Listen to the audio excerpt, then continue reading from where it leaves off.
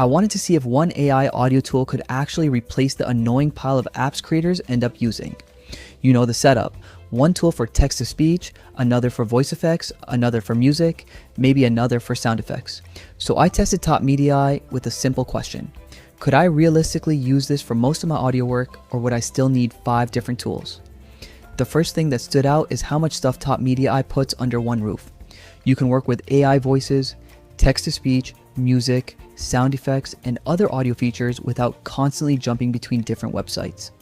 And honestly, that alone can save time when you're working on videos every day. For a YouTube creator, the voice side is probably the first thing I'd test. Take an actual section from your script, not some 2-line demo, and generate it with a few different voices. That's when you start noticing which ones actually fit your content.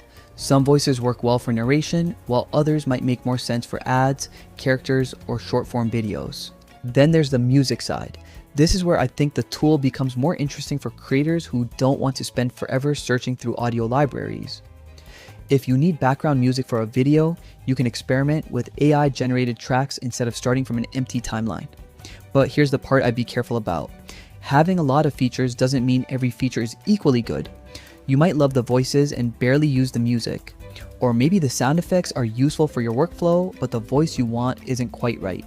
That's why I wouldn't cancel all your existing subscriptions immediately. I'd actually test TopMediai on one real project from beginning to end.